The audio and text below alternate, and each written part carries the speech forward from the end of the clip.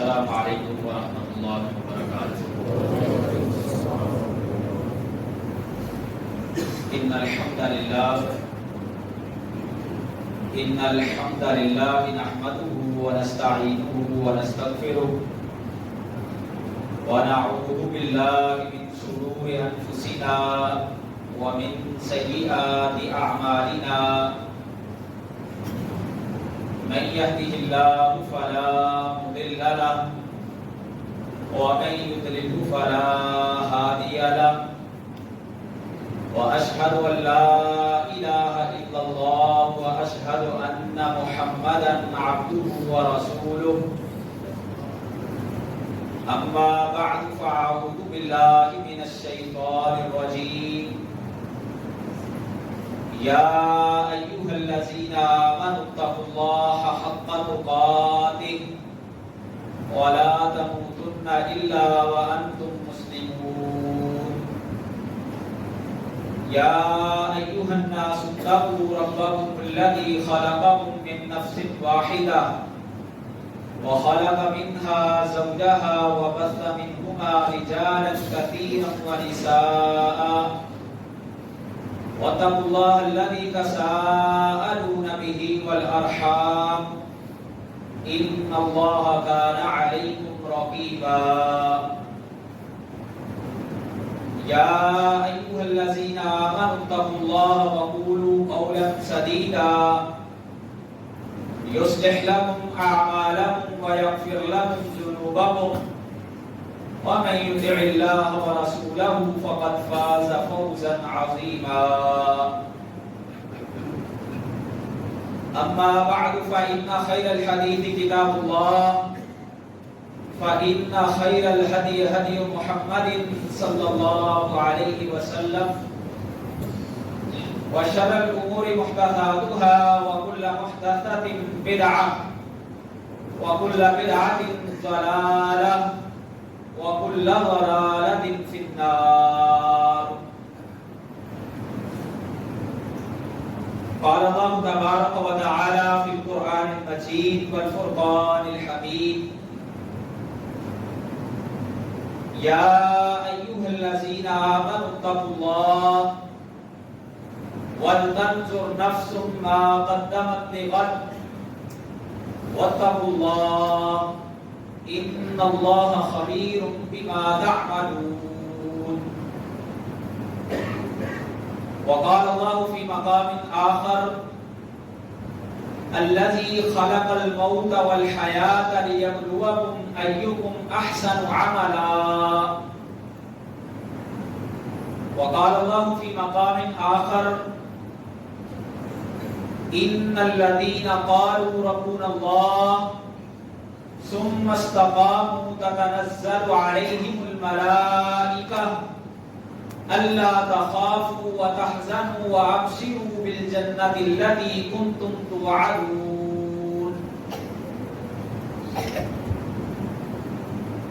ہر قسم کی تعریفات، کبریائی، بڑائی، پاک، مطہر، معلی کلمات اللہ مالک الملک کے لیے ہیں، جو اس کائنات کا خالق، مالک، رازق، داتا ہے۔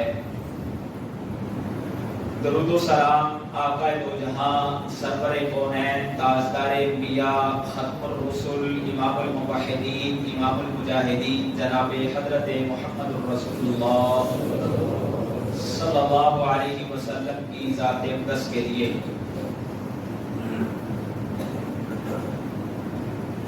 محترم سامعین و سامعات، لائق صد تقریب میرے معزز بھائیوں،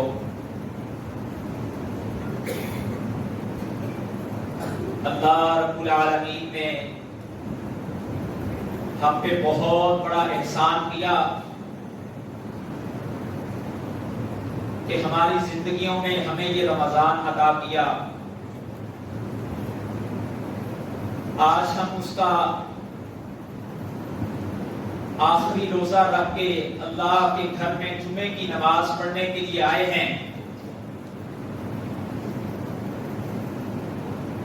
اس بابرکت موقع پر اپنے اللہ کے حضور یہ دعا کرتے ہیں کہ اے میرے اللہ، یہ جو تیرے بندوں نے محنتیں کی، دن کے روزے، راتوں کے قیام، قرآن کی تلاوتیں، صدقات و خیرات، نیکی کا جذبہ، اے اللہ ان تمام ریاضات کو اپنی بارگاہ میں شرف قبولیت عطا فرما۔ اور یقیناً سچی بات یہ ہے کہ دل اس وقت غمزدہ ہے کہ یہ ماہ مبارک جو ہمارے پاس آیا اور بڑی تیزی سے گزر گیا، یہ ماہ رمضان کی برکات اور رونقیں، اور اسی موقع پر اللہ سے یہ بھی دعا کرتے ہیں کہ اے میرے اللہ یہ ہمیں زندگیوں میں بار بار عطا فرمانا۔ میرے بھائیوں، اللہ رب العالمین قرآن مجید میں فرماتے ہیں کہ اے ایمان والو، اللہ سے ڈرنے والے بن جاؤ، وَلْتَنْظُرْ نَفْسٌ مَا قَدَّمَتْ لِغَدٍ، اور ہر جان اپنا محاسبہ کرے، اپنے آپ کو ذرا دیکھے کہ میں نے اپنے فیوچر کے لیے کیا تیار کیا ہے۔ یہ دنیا کی زندگی جو ایک دن ختم ہو جانی ہے، فرمایا اللہ کی ذات ہی ہے جس نے زندگی اور موت کو پیدا کیا، وہ زندگی کا بھی خالق ہے، موت کا بھی خالق ہے۔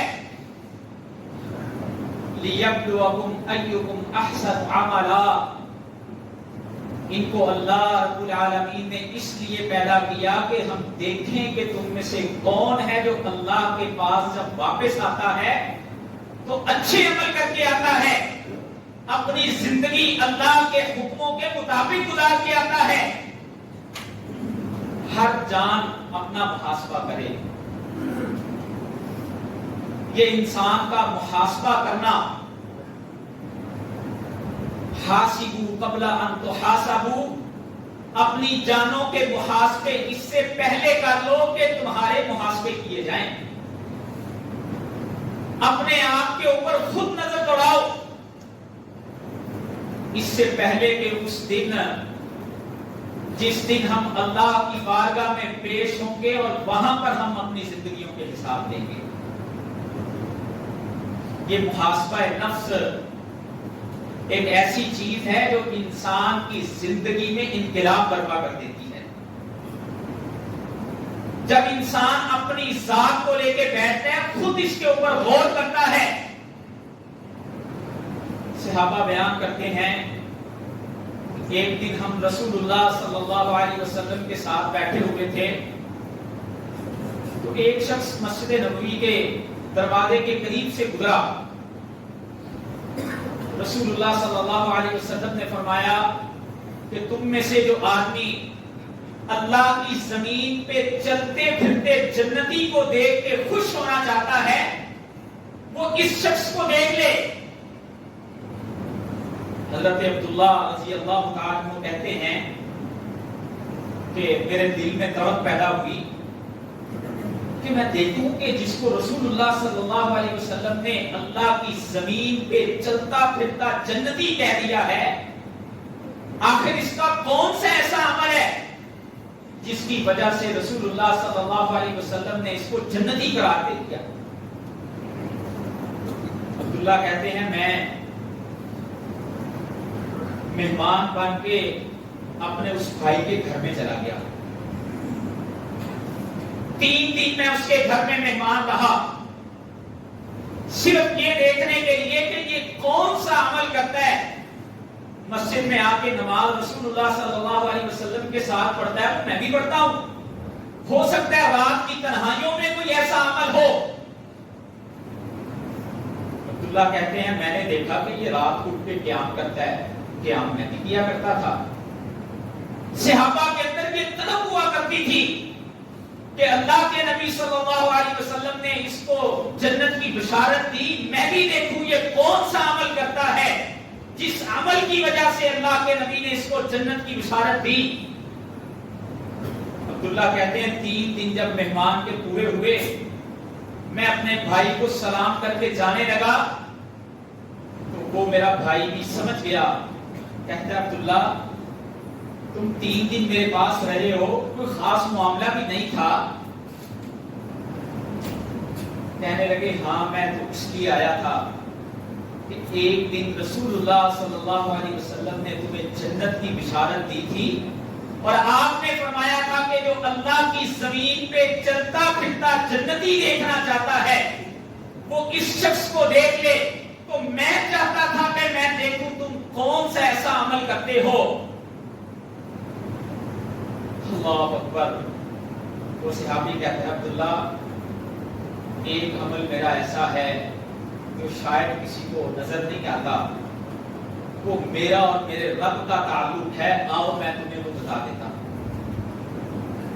کہا میرا وہ عمل یہ ہے کہ میں رات کو جب بستر پر لیٹنے کے لیے آتا ہوں تو میں سونے سے پہلے بستر پر بیٹھ کے اپنے سارے دن کا محاسبہ کرتا ہوں کہ آج میں نے کیا کیا نیکیاں کی, آج مجھ سے کیا کیا غلطیاں ہوئی, اور میں رات کو سونے سے پہلے جن لوگوں نے میرے حق میں کوئی غلطی کی ہوتی ہے میں انہیں معاف کر کے اور اپنے گناہوں کی اللہ سے معافیاں مانگ کے رات کو میں کس حالت میں سوتا ہوں کہ میں اپنے آپ کو پاک صاف کر کے سوتا ہوں. میں اپنے نفس کا محاسبہ کرتا ہوں,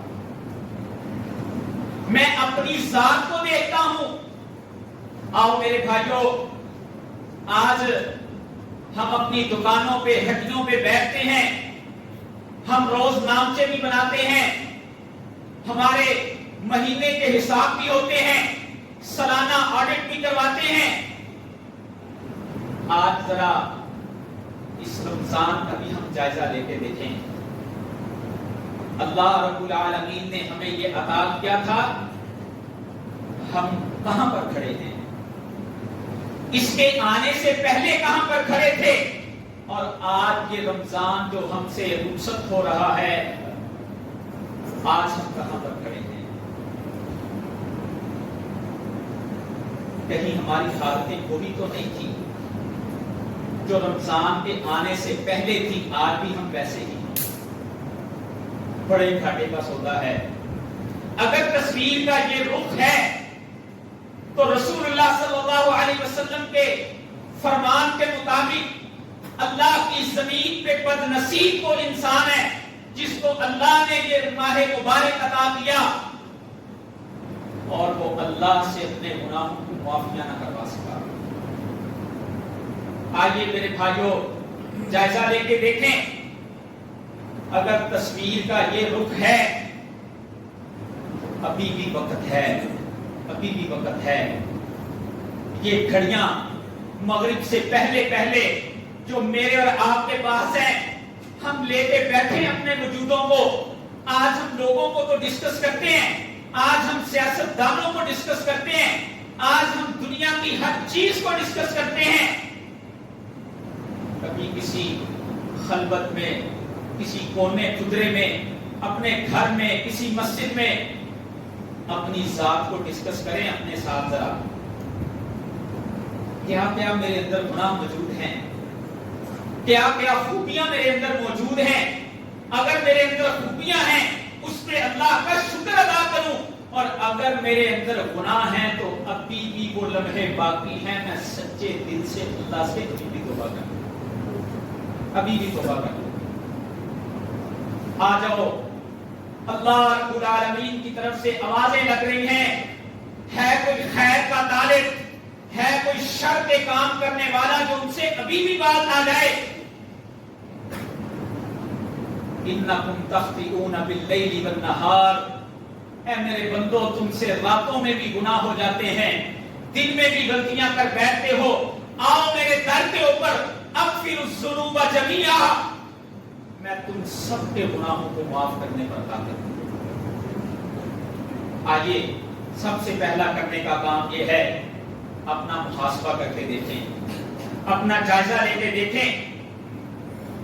اور پھر اس کے ساتھ یہ بھی دیکھیں ذرا کہ رمضان کا جو بنیادی مقصد تھا، یہ جو روزے ہم نے رکھے، بھوکوں کو برداشت کیا، پیاسوں کو برداشت کیا، افطاری کے دسترخوان پر بیٹھے ہوتے تھے، حلال چیزیں ہمارے سامنے موجود ہوتی ہیں،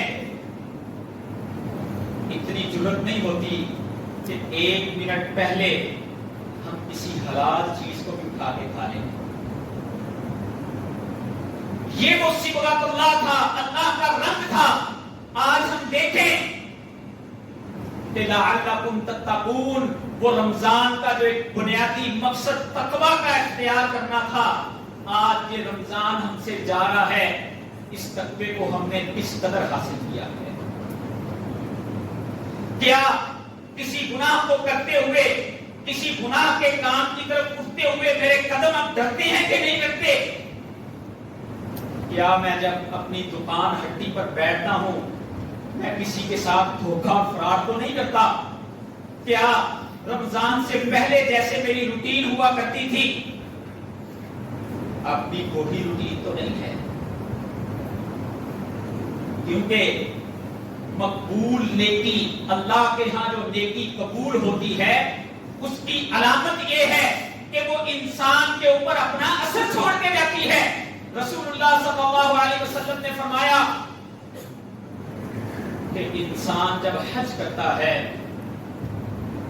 اور انسان کا مقبول حج وہ ہوتا ہے جو اس کو نیک بنا دیتا ہے، جب وہ حج کر کے واپس پلٹتا ہے تو وہ پہلے جیسا نہیں رہتا، اس کی نیکی یہ حج کرنا اس کی زندگی میں تبدیلی واقع کر دیتی ہے۔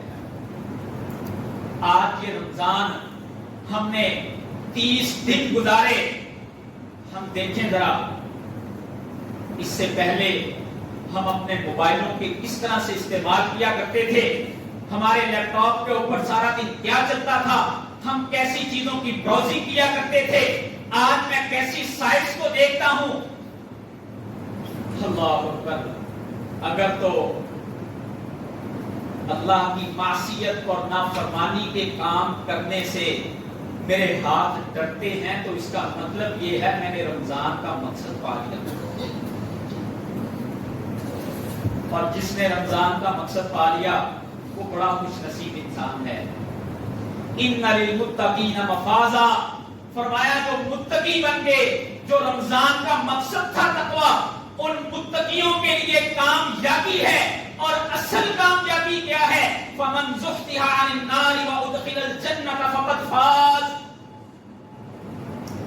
فرمایا اصل کامیابی یہ ہے کہ جس کو اللہ کی جنت کا پروانہ مل گیا اور جس کی گردن کو جہنم سے آزاد کر دیا گیا، یہ ہے اصل کامیابی۔ اور اللہ متقین کو یہ کامیابیاں عطا فرماتے ہیں، اور پھر متقین کے لیے اللہ رب العالمین نے جو جنت بنا رکھی ہے، سبحان اللہ، اس جنت کے کیا کہنے ہیں؟ رسول اللہ صلی اللہ علیہ وسلم نے فرمایا وہ جنت ایسی ہے کہ جس کو کسی آنکھ نے دیکھا نہیں ہے، وہاں پر جو نعمتیں ہوں گی وہ ایسی ہوں گی کہ دنیا کی کوئی نعمت اس کی نعمت کے برابر نہیں ہو سکتی۔ آپ نے فرمایا وہ آدمی جس نے زندگی بھر دکھ دیکھے ہوں گے، پریشانیاں دیکھی ہوں گی، اللہ فرشتوں کو حکم دے گے جاؤ میرے فرشتوں اس کو ذرا جنت کا ایک نظارہ کرا کے لاؤ۔ اللہ پوچھیں گے ہاں بندے بتا دنیا میں کیسی زندگی گزار کے آیا ہے؟ یہ کہے گا اللہ میں نے تو کبھی کسی تکلیف اور پریشانی نام کی کوئی چیز دیکھی ہی نہیں۔ یہ اللہ نے اپنے بندوں کے لیے جنت تیار کر رکھی ہے، اور اس جنت کی وسعت اور اس جنت کی گہرائیاں اور اس جنت کا بڑا پن کیا ہے؟ اس حدیث سے اندازہ لگائیے، رسول اللہ صلی اللہ علیہ وسلم نے فرمایا ان فی الجنۃ لشجرۃ یسیر الراکب فی ظلها 100 عام لا یقطعها۔ امام بخاری صحیح بخاری میں لے کے آئے، فرمایا جنت میں جو اللہ نے ایک درخت لگایا ہے اس درخت کا سایہ اتنا بڑا ہے کہ اگر ایک آدمی سواری پر سوار ہو کے 100 سال میں آتا آمین فرمایا 100 سال سفر کرتا رہے وہ اس جنت کے درخت کے سائے کو نہیں کاٹ سکے. اتنی بڑی اللہ کی جنت ہے جو اللہ نے متقیوں کے لیے تیار کر رکھی ہے. اور یہ جنت کا درخت سبحان اللہ رسول اللہ صلی اللہ علیہ وسلم نے فرمایا اگر تم جنت میں اپنا درخت لگانا چاہتے ہو تو بڑا آسان سا عمل بتا دیا. فرمایا جب تم اپنی زبان سے ایک مرتبہ سبحان اللہ کہتے ہو اللہ اس کے اوپر جنت میں ایک درخت لگا دیتے ہیں. یہ میرے اللہ کی جنت ہے اور اس جنت کے محلات اللہ فرماتے ہیں وَمَسَاكِنَ طَيِّبَةً فِي جَنَّاتِ عَدْنٍ. اس جنت میں اللہ نے تمہارے لیے بڑے بڑے محل تیار کر رکھے ہیں. آج دنیا میں زندگیاں لگ جاتی ہیں لگژری گھر بنانے میں, محنتیں لگ جاتی ہیں, نسلیں گزر جاتی ہیں, لیکن اللہ فرماتے ہیں میرے جو متقی بندے ہوں گے میں نے ان کے لیے ایسے لگژری مساکن طیبہ پاکیزہ گھر تیار کر رکھے ہیں. سبحان اللہ. فرمایا ان گھروں میں کھانے اور پینے کے لیے سونے اور چاندی کے برتن ہوں گے جن میں تم کھانے کھاؤ گے. یہ دنیا میں تم نے اللہ کے کہنے پہ معصیتوں اور نافرمانیوں سے اپنے آپ کو روک کے رکھا, کل قیامت کے دن اللہ تم سب کو خوش کرے گا. اور رسول اللہ صلی اللہ علیہ وسلم فرماتے ہیں کہ جنت میں انسان کے بدن سے یہ جو پسینہ آتا ہے اللہ اکبر اس کی بھی کستوری کی طرح خوشبو آ رہی ہوگی, اس سے بدبو اور سمیل نہیں آئے گی. فرمایا وہ کستوری کی طرح خوشبو محسوس ہوگی اور وہ جنت جس میں جو ایک دفعہ داخل کر دیا جائے گا اس کو کبھی موت نہیں آئے گی, وہ اس میں ہمیشہ ہمیشہ رہنے والا ہوگا. اور رسول اللہ صلی اللہ علیہ وسلم نے فرمایا جب تم جنت میں داخل کیے جاؤ گے تو تم جوانی کی حالت میں ہوگے اور جب تک جنتوں میں رہو گے ہمیشہ ہمیشہ تم جوانی کی حالت میں رہو گے. اور خادم تمہارے آگے پیچھے گھومتے ہوں گے. اللہ اکبر. یطوف علیہم ولدان مخلدون باکواب واباریق وکأس من معین. اللہ فرماتے ہیں ویٹرز تمہارے آگے پیچھے گھوم رہے ہوں گے. کیا چاہیے آپ کو؟ اپنے ہاتھوں میں برتنوں کو لے لے کے تمہاری خدمت کے لیے ہر وقت گھوم رہے ہوں گے. اور وہاں پہ ختامہ مسک, تمہیں ایسی شراب پلائی جائے گی جس سے عقل خراب نہیں ہوگی, اللہ کی طرف سے مہر لگی ہوئی. اور جنت میں دودھ کی نہریں اور شہد کی نہریں اور جنت کے پھل کس قدر اعلیٰ اور عمدہ ہوں گے. فرمایا وَأَصْحَابُ الْيَمِينِ مَا أَصْحَابُ الْيَمِينِ فِي سِدْرٍ مَّخْضُودٍ وَطَلْحٍ مَّنضُودٍ. سبحان اللہ. اصحاب یمین کے تو کیا ہی کہتے ہیں, جن کو دائیں ہاتھ میں نامہ اعمال مل جائے گا. اللہ اکبر. وَظِلٍّ مَّمْدُودٍ وَمَاءٍ مَّمْسُوبٍ. رواں دواں پانی ہوں گے, ایسے سائے ہوں گے جو کبھی ختم نہیں ہونے والے ہوں گے. تہ بتہ لگے ہوئے تمہارے لیے رب کی طرف سے پھل ہوں گے. وَفَاكِهَةٍ كَثِيرَةٍ لَا مَقْطُوعَةٍ وَلَا مَمْنُوعَةٍ. فرمایا اتنے پھل ہوں گے جو نہ کبھی ختم ہوں گے نہ کبھی کاٹے جائیں گے. یہ اللہ کی جنتیں ہیں جو اللہ نے ان کے لیے تیار کر رکھی ہیں. ان المتقین فی ظلال وعیون وفواکہ مما یشتہون. فرمایا یہ اللہ نے متقیوں کے لیے تیار کر رکھی ہیں. اللہ کہیں گے کلوا واشربوا ہنیئا بما کنتم تعملون. جاؤ میرے بندو آج میں تم سے راضی ہو گیا, اس جنتوں میں ہمیشہ ہمیشہ رہو اور جو دل چاہتا ہے یہاں سے کھاؤ. اور پھر جنت کی سب سے بڑی نعمت جو اللہ کا دیدار ہوگا, اللہ وہاں پہ جنتیوں کو وہ بھی عطا کرنا ہے. دنیا میں اللہ نے کسی کو وہ آنکھ نہیں دی لا تدرکہ الابصار، لیکن اللہ جنت میں جنتیوں کو دیدار کروائیں گے۔ رسول اللہ صلی اللہ علیہ وسلم نے فرمایا جیسے تم 14ویں کے چاند کو دیکھتے ہو، کیا کبھی اس کو دیکھنے کے لیے بھیڑ ہوئی ہے؟ فرمایا اس طرح تم اپنے رب کا دیدار کرو گے۔ یہ متقیوں کے لیے رب نے مہمان نوازیاں تیار کر رکھی ہیں۔ اور میرے بھائیو، اللہ اکبر، تصویر کا دوسرا رخ بڑا خطرناک ہے، بڑا خطرناک ہے۔ تصویر کا دوسرا رخ بڑا خطرناک ہے۔ رسول اللہ صلی اللہ علیہ وسلم فرماتے ہیں یؤتی بجہنم، جب کل قیامت کے دن میدان محشر میں جہنم کو لایا جائے گا، لہا 70,000 زمام، 70,000 بیڑیوں کے اندر اس کو جکڑا ہوا ہوگا۔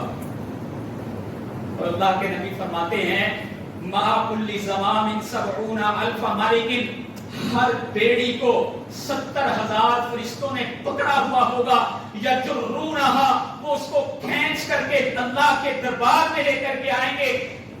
ترمی بشرر کالقصر، جہنم ہوگی کہ تھمنے کا نام نہیں لے گی، اپنے انگاروں کو ایسے پھینک رہی ہوگی جیسے تمہارے بڑے بڑے محلات ہوتے ہیں۔ کلا انہا لظی نزاعۃ للشوی، چمڑیوں کو ادھیڑ کر کے رکھ دینے والی ہوگی۔ فرمایا اتنی سخت آگ ہوگی جو تمہاری چمڑیوں کو ادھیڑ کر کے رکھ دے گی۔ اور اللہ رب العالمین آدم علیہ السلام کو فرمائیں گے اے آدم، اپنی اولاد میں سے جہنم کا حصہ علیحدہ کر دیجئے۔ رسول اللہ صلی اللہ علیہ وسلم فرماتے ہیں 1,000 میں سے 999 جہنم میں جائیں گے۔ یہ جہنم ہوگی کہ پھر بھی بھرنے کا نام نہیں لے گی۔ اللہ رب العالمین فرمائیں گے یوم تقول لجہنم هل امتلأت، اے جہنم کیا تو بھر گئی ہے؟ جہنم کہے گی حل من مزید، اے اللہ میرے اندر اور لوگوں کو ڈالیے، اور لوگوں کو ڈالیے۔ رسول اللہ صلی اللہ علیہ وسلم فرماتے ہیں پھر اللہ رب العالمین اپنی پنڈلی اس کے اوپر مارے گے اور وہ کہے گی میں بھر گئی، میں بھر گئی۔ میرے بھائیوں، یہ تصویر کا رخ بڑا خطرناک ہے۔ اللہ رب العالمین قرآن مجید میں فرماتے ہیں وہاں پر پھر موت بھی نہیں آئے گی، اور یہ بھی نہیں ہوگا کہ وجود ایک دفعہ جل گیا ختم ہو گئے، بلکہ فرمایا کلما نضجت جلودہم بدلناہم جلودا غیرہا، جب ایک دفعہ جسم جل جائیں گے اللہ ان کو دوبارہ اور صورت دے دیں گے۔ یہ نہ ختم ہونے والا سلسلہ پھر چلتا ہے۔ اور رسول اللہ صلی اللہ علیہ وسلم فرماتے ہیں جہنمیوں کے جسم کو اتنا بڑا کر دیا جائے گا، ایک جہنمی انسان کی داڑھ جو ہے مثل احد، احد کے پہاڑ کے برابر کر دی جائے گی، اور ان کے جسموں کی موٹائیاں فرمایا اگر 3 دن مسافر سفر کرتا رہے تو جہنمی کے جسم کی موٹائی کو عبور نہیں کر سکے۔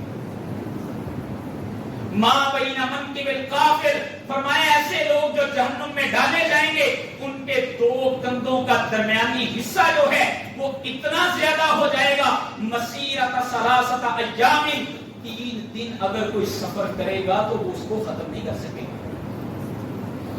آؤ میرے بھائیوں، یہ تصویر کے دونوں رخ ہمارے سامنے ہیں۔